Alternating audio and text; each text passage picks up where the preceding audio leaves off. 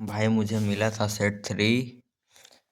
ये बहुत ही toughest set था सीबीएसई का भाई लोग।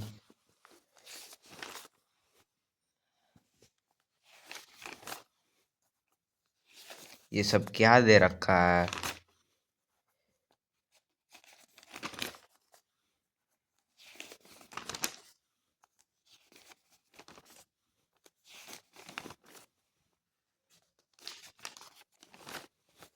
भाई ये क्वेश्चन तो मुझे आ ही नहीं रहा था इसका आंसर भाई लोग।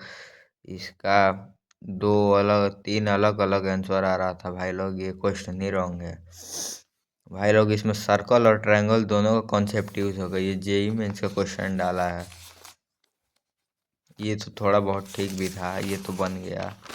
भाई इसमें जो दिमाग खराब हुआ ना, भाई मैं क्या बताऊं।